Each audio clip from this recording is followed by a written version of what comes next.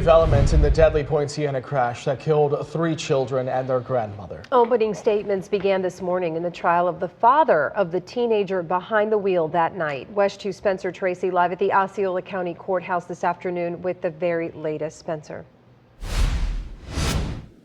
Nancy, it was an emotional first day in the courtroom. The victims' families were there holding back tears. And we also heard from multiple witnesses, including the 3 teens that were in the car with Mr. Ferguson's son, as well as the grandfather, who was the only one to survive in that other car.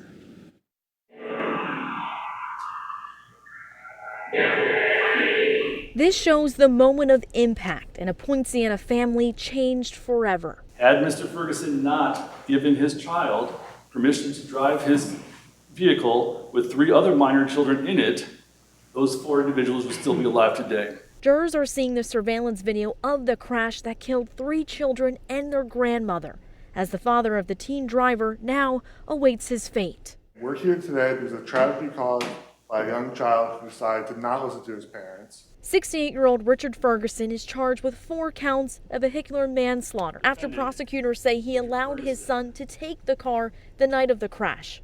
His attorney says he did not. Mr. Ferguson never gave his son permission to take that car. In court, the family of the victim sat just feet away, holding back tears as multiple witnesses took the stand, including the 3 juveniles who were in the car with Ferguson's son. Was his dad around when you guys got in the car? He was sitting in the garage telling us to buckle up and stuff. And do you know, did he take the keys without permission, or did he get permission? He got permission. The most emotional testimony came from Angel Hernandez, the grandfather and husband of the victims killed. How many people were in that vehicle? Me, my wife, and my 3 grandchildren.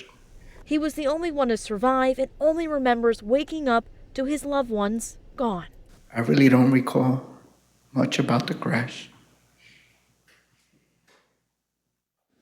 And as for Ferguson's son, he already has taken a plea deal and is in juvenile confinement. Now, as for Ferguson, the judge tells us that the case is expected to wrap up tomorrow, and that's where Mr. Ferguson will receive his verdict. Of course, we'll continue to stay on this and bringing the latest on air and online. I'm covering Osceola County live in Kissimmee. Spencer Tracy, West 2 News.